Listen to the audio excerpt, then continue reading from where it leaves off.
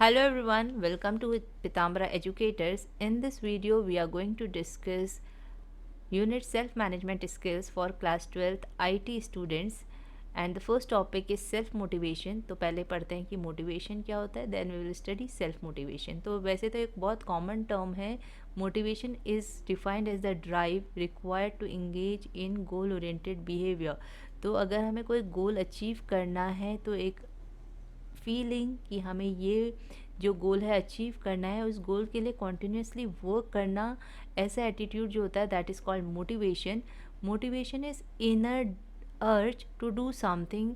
तो हमें क्या है, अंदर से फीलिंग आ रही होगी कि हमें ये वर्क के लिए एफ़र्ट्स करने हैं. फॉर एग्ज़ाम्पल अभी आपका एग्ज़ाम आ रहा है तो आप सब मोटिवेटेड होंगे, बट अभी कुछ टाइम के लिए मोटिवेशन, कुछ टाइम के लिए ही वो अगर अर्ज आ रही है, वो चीज़ हो रही है, फीलिंग आ रही है कि हमें ये एग्ज़ाम के लिए पढ़ना है, तो उसे हम एक तरीके से बहुत ही शॉर्ट टर्म मोटिवेशन कहेंगे. बट अगर आप लॉन्ग टर्म यानी कि स्टार्टिंग से ही अपने मार्क्स के लिए आपने मार्क्स डिसाइड किए थे कि मेरे फुल मार्क्स आने हैं या 90% मार्क्स आने हैं, और आप स्टार्टिंग से ही लाइक एक टॉपिक, दिन दूसरे दिन सेकेंड टॉपिक, ऐसे कॉन्टीन्यूसली पढ़ रहे थे, so that was motivation. Now, self motivation is the ability to do what needs to be done without the influence or thrust from other people or situation. तो जब आपको किसी और की ज़रूरत नहीं पड़ रही है मोटिवेट होने के लिए, किसी सिचुएशन की ज़रूरत नहीं पड़ रही है.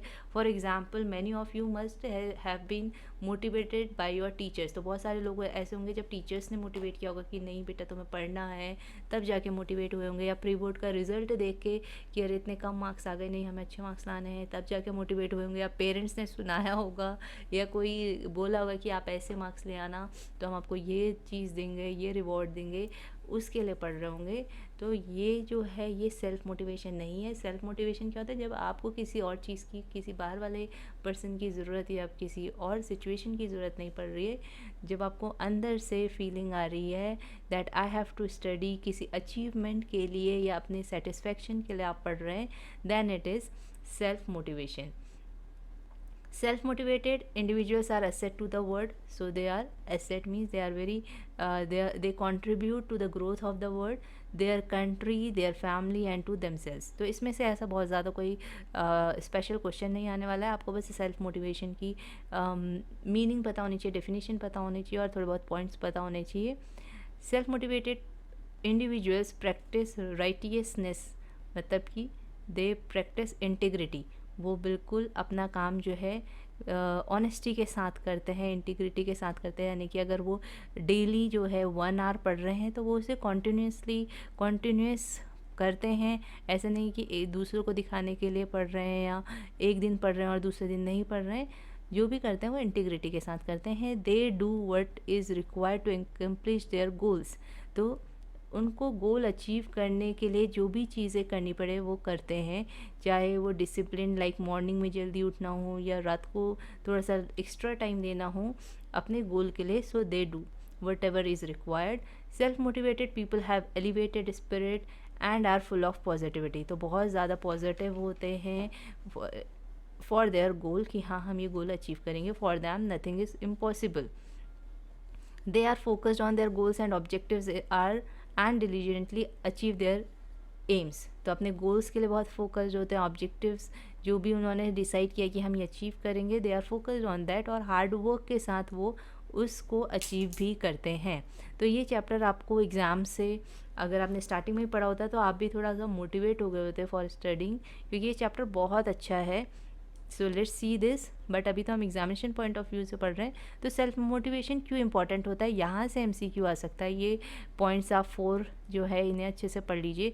फॉर एग्जांपल अगर क्वेश्चन आता है विच ऑफ द फॉलोइंग, और सिंपल ऐसे लिखा होगा that self motivation is important because, then colons will be there, और इनमें से आपकी लिखा हो it increases individual's energy and activity. और यहाँ पे बाकी 3 पॉइंट का क्या होगा, नेगेटिव कर दिया होगा, नेगेटिव स्टेटमेंट बना दिया होगा. Like it does not direct an individual towards specific goal. ऐसे ही does not result in initiation. It does not affect cognitive process. तो आपको पता होना चाहिए कि ये वाला जो है सही ऑप्शन होगा. तो ये तो बहुत ही कॉमन है दैट सेल्फ मोटिवेशन क्यों इम्पॉर्टेंट होता है। ये इंडिविजुअल की एनर्जी और एक्टिविटी यानी कि प्रोडक्टिव एक्टिविटी को इंक्रीज़ करता है, इंडिविजुअल को अपने गोल की तरफ डायरेक्ट करता है। It result in initiation and persistence. Persistence means long term में उसको करते रहना उस एक्टिविटी को, और इनिशिएशन मीन्स वो बार बार किसी एक पर्टिकुलर एक्टिविटी के लिए जो भी उनकी गोल से रिलेटेड है उसके लिए इनिशिएटिव लेते हैं कि मुझे ये करना ही है, और कॉन्टीन्यूसली उसकी तरफ को एफर्ट करते हैं। It affects cognitive processes. Cognitive is related to mind, तो जो भी माइंड से रिलेटेड प्रोसेस हैं उनको अफेक्ट करता है। Learning strategies use for completing similar task, तो उससे रिलेटेड जो भी आपके गोल से रिलेटेड टास्क हैं उन सबको कंप्लीट करने के लिए आप स्ट्रेटेजी डेवलप करते हैं। Now finding and listing motives, तो ये जो पैराग्राफ है ये इसमें बहुत इंपॉर्टेंट पॉइंट्स है जिससे एमसीक्यू आ सकता है। तो अभी तक हमने एक ये वाला टॉपिक थोड़ा सा इंपॉर्टेंट है, अब ये इंपॉर्टेंट है, इसमें आपके डिफरेंट टाइप्स के मोटिवेशन बताए हैं। First type is physiological and second is psychological, और इसके बाद यहाँ पर एक इंटरनल और एक्सटर्नल है। इंटरनल के लिए एक और टर्म होता है that is intrinsic. As I told you कि जितने भी आपके स्किल एजुकेशन वाले सब्जेक्ट्स हैं उन सबके एम्प्लॉयबिलिटी स्किल्स के जो सेक्शन ए वाला पार्ट है सबके सॉल्व करिए तो आपको बहुत सारे एमसीक्यूज़ मिल जाएंगे। तो अगर आपने वो एमसीक्यूज़ किए होंगे तो आपको वहाँ पे दिखा भी होगा intrinsic motivation and extrinsic motivation. तो इंट्रिंसिक मोटिवेशन क्या होता है, इंटरनल मोटिवेशन, एंड एक्सट्रिंसिक होता है आपका एक्सटर्नल मोटिवेशन। स्पेलिंग में एक बार अच्छे से लिख देती हूँ, EXTRINSIC। So let's understand first physiological. Physiological motivation is based on the physical needs to satisfy hunger or thirst. Physiological motivation directs the behavior towards satisfying specific bodily needs. For example, अगर हम कोई work कर रहे हैं, कोई goal achieve कर रहे हैं just for our physical needs, like हमें एक अच्छा घर चाहिए या अच्छे कपड़े चाहिए, right, then it is kind of physiological motivation. तो अगर MCQ आता है that Rajat is working so hard in his company for buying a car, which kind of motivation is it. तो ऑप्शन होगा लाइक फिजियोलॉजिकल, साइकोलॉजिकल, और भी 2-3 option होंगे, या both of the above, none of the above. तो आपको पता होना चाहिए कि this will be the correct option, that is physiological. Now next is psychological.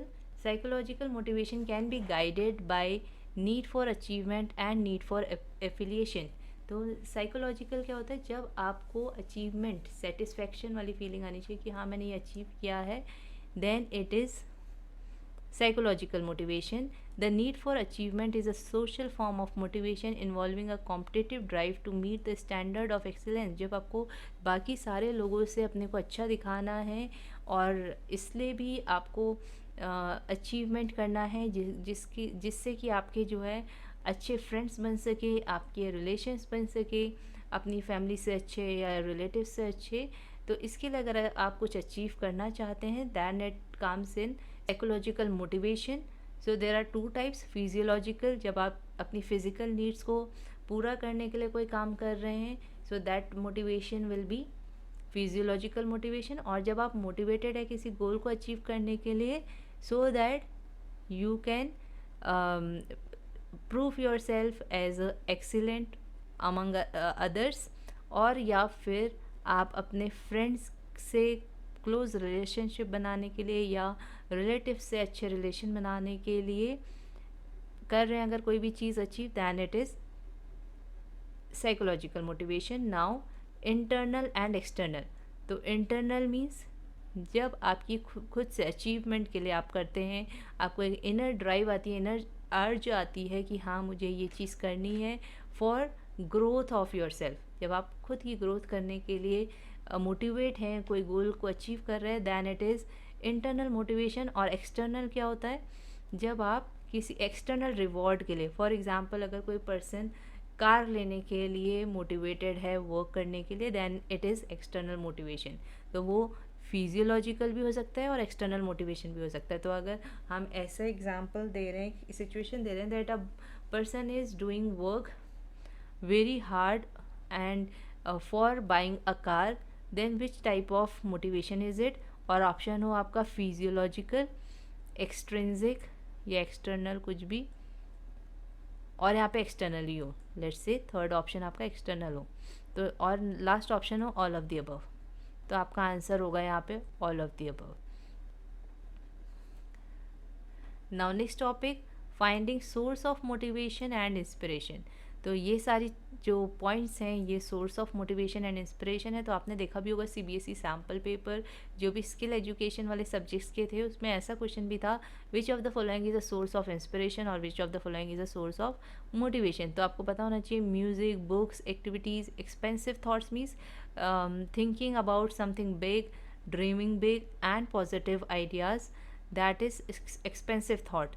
Then living in the present, past के बारे में नहीं सोचना है, फ्यूचर के बारे में नहीं सोचना है, we have to live in the present. For example अभी बहुत सारे स्टूडेंट्स जो है बहुत पैनिक है कि हमारा 3 दिन बाद एग्ज़ाम है या 2 दिन बाद एग्ज़ाम है, और वो उस टेंशन में अभी भी नहीं पढ़ रहे हैं, जो उनके पास टाइम बचा है उसमें भी वो मोटिवेट नहीं हो पा रहे पढ़ने के लिए. So that is not living in the present. तो क्या करना चाहिए, हमें ये सोचना चाहिए कि हम आज किस तरीके से अपना बेस्ट दे सकते हैं, आज जितना टाइम है उतना पढ़िए. सो ओब्वियसली आपको कम स्ट्रेस होगा और आप अपने एग्ज़ाम के लिए बेटर तरीके से प्रिपेयर भी कर पाएंगे. Next is dreaming big. So obviously you have to dream big. This is also a source of inspiration और मोटिवेशन. तो जब आप बड़ा सोचते हैं लाइक कि हाँ मुझे इतने मार्क्स लाने हैं, तब जाके आप कुछ मोटिवेटेड होंगे. अगर आप लाइटली लेंगे कि हाँ चलो ये एग्ज़ाम तो आते रहते हैं, इसमें कौन सी बड़ी बात है, कोई बात नहीं, एक बार मार्क्स कम आ गए कोई बात नहीं, हम नेक्स्ट टाइम ज़्यादा मेहनत करेंगे, लाइक टर्म 2 में ज़्यादा मेहनत करेंगे. तो इस तरीके से जो है आप मोटिवेटेड नहीं रह सकते, क्योंकि ओब्वियसली जब आपका टर्म 1 थोड़ा सा बेकार चला जाएगा तो हो सकता है फिर आपको टर्म 2 के लिए भी पढ़ने का मन ना करे. तो पहले से आपको ड्रीम बिग करना चाहिए, एक्सपेंसिव थॉट्स होने चाहिए. You should discuss big and positive ideas like yes how we will complete our course, और कोई बात नहीं हम कर लेंगे, 2 दिन में कर लेंगे. You should think positive. ऐसा नहीं सोचना चाहिए कि हम 2 दिन में क्या कर पाएंगे, अब 2 ही दिन बचे हैं. Now next is personality types, traits and disorders. So this topic common personality disorder, ये तो हम पहले भी डिस्कस कर चुके हैं एक सेपरेट वीडियो में. अगर आपने वो वीडियो नहीं देखी है तो I will give the link of that video in the description box, तो आप वहाँ पे जाके देख सकते हैं. तो अब इसके बाद हमारे पास टॉपिक है पर्सनैलिटी. तो पर्सनैलिटी हमने डिस्कस की थी कि एक पर्सन किस तरीके से सोचता है, किस तरीके से एक्ट करता है, उसका बिहेवियर, ये सारी चीज़ें जो हैं उसकी पर्सनैलिटी को डिफ़ाइन करती हैं. तो एक पर्सन की पर्सनैलिटी जो है वो बर्थ से नहीं होती है. It is shaped through the family, culture, society, education and other environmental factor. तो उसके आसपास जो भी चीज़ें हो रही है, जो भी उसका कल्चर है, उससे उसकी पर्सनैलिटी बनती है. These traits are made up of emotional, behavioral and mental set of characteristics. Heredity has been found to determining personality apart. तो इवन जो हेरिडिटी है वो भी क्या होती है, हमारे पर्सनैलिटी को डिटरमाइन करती है. तो आपने देखा होगा लाइक जिनके घर में बहुत ही कॉन्फिडेंट पर्सन्स होते हैं तो उनके बच्चे भी क्या होते हैं, automatically they are also confident. तो थोड़ी बहुत हमारी पर्सनालिटी जो होती है वो हेरिडिटी से भी इन्फ्लुएंस होती है. Now influence of personality. तो पर्सनालिटी का क्या इन्फ्लुएंस पड़ता है, personality affects all aspect of individuals performance. तो जिनकी पर्सनालिटी जो होती है वो पॉजिटिव होती है तो आपने देखा होगा कि उनका परफॉर्मेंस भी जो होता है वर्क प्लेस में वो हाई होता है. Even how he she reacts to situations in life. तो उनकी पर्सनैलिटी इवन इस पे भी फ़र्क करती है कि वो कैसे किसी भी सिचुएशन पे एक्ट करते हैं. Individuals set clear goals for themselves and diligently pursue them. Diligently means hard work के साथ अपने गोल्स जो भी उन्होंने सेट किए हैं उनको परस्यू करते हैं. Behavioural tendencies like anxiety means जब हमें स्ट्रेस होता है तो हम बहुत एंग्जाइटी फील करते हैं, नर्वस फील करते हैं. परसिवरेंस मीन्स अगर हम कोई चीज़ कॉन्टीन्यूसली रेगुलरली कर रहे हैं तो वो परसिवरेंस है. कंसियंटियसनेस मीन्स जब हम बहुत हार्डवर्क के साथ, डिसिप्लिन के साथ कोई चीज़ कर रहे हैं, then we are having this characteristic.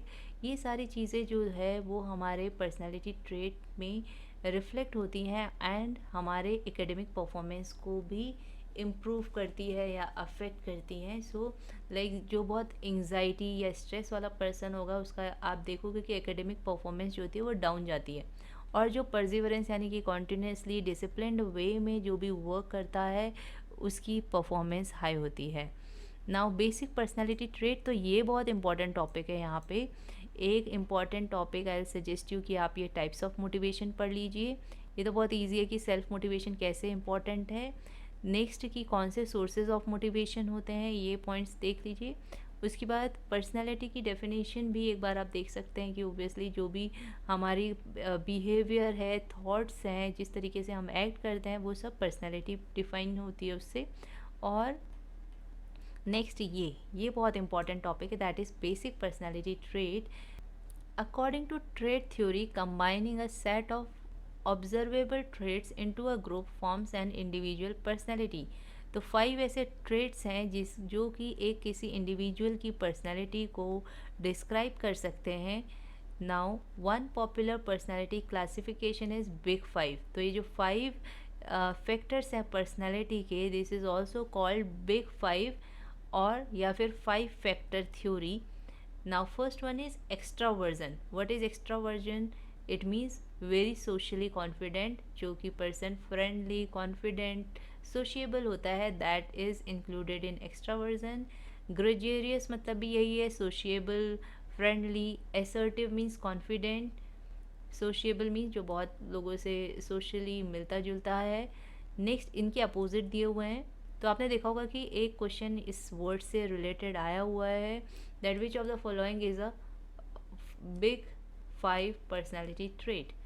Now next is agreeableness, cooperative, the one who is cooperative, warm, agreeable, जो दूसरों की बातें सुनता है, दूसरों के साथ कोऑपरेट करता है। तो एक पर्सनैलिटी ट्रेट ये है। नेक्स्ट इज कंसियंटियसनेस, तो ये अभी हमने देखा था, the one who is hard working, organise, dependable. Dependable यहाँ पे मतलब क्या है, डिपेंडेबल का मतलब ये नहीं कि दूसरों पे डिपेंड करता है, यहाँ पे ये है कि लोग उस पर डिपेंड कर सकते हैं for any work, because he is hard working, he is organise. तो लोगों को पता होगा कि अगर हम इसको कोई वर्क असाइन करते हैं तो he will be able to do that on time. Next is emotional stability, तो जो इमोशनली स्टेबल होगा ही विल बी काम और she will be calm, self confident and cool. Openness to experience, तो कोई भी सिचुएशन को एक्सपीरियंस करने के लिए वो ओपन होंगे। So they will be creative, curious and cultured. So जो यहाँ पे ये 5 आपको पर्सनालिटीज़ दी हैं, इन्हें हम ट्रेट थ्योरी भी बोलते हैं। These classifications are also called big 5। They are also known as 5 factor model. These are also known as, we will see in another PDF, these are also known as big 5 factors, 5 factor model।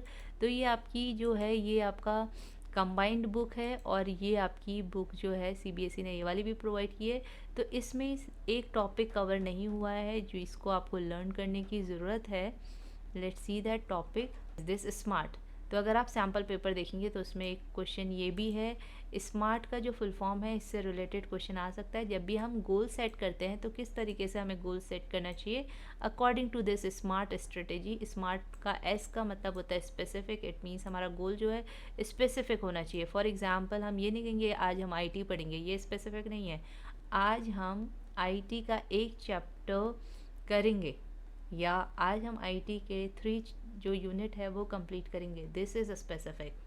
Next is measurable, तो आप जो भी अपना goal set कर रहे हैं वो measurable होना चाहिए, यानी कि आप मेज़र कर सकते हैं कि आपने उसे किया है या नहीं किया है। आपने मेज़र कैसे करेंगे कि आपने लाइक कहा कि मैं 3 यूनिट्स करूँगी, तो ये मेजरेबल है कि आप मेज़र कर सकते हैं कि 3 यूनिट्स आप कर रहे हैं। Next is action oriented, goals does not come true on their own, तो आपको एक्शन भी उसके लिए सेट करने पड़ेंगे to achieve your goal. Next is realistic होना चाहिए, तो आपने ऐसा नहीं कि मैं आज 3 यूनिट करूँगी बोल दिया, जबकि आपको पता है आपकी रीडिंग स्पीड बहुत स्लो है और आप कह रहे हो 3 unit, then it is not realistic ना। तो आपको अपने अकॉर्डिंग जो है रियलिस्टिक गोल बनाना है जो आपको पता है कि आप अचीव भी कर सकते हो। नेक्स्ट इज़ टाइमलाइन, तो आपके गोल की डेडलाइन भी होनी चाहिए। फॉर एग्जांपल आपने ये तो कह दिया कि मैं 3 यूनिट करूँगी, तो आपको ये भी पता होना चाहिए कि जो मेरी फर्स्ट यूनिट है वो बाय 12 PM कंप्लीट हो जानी चाहिए।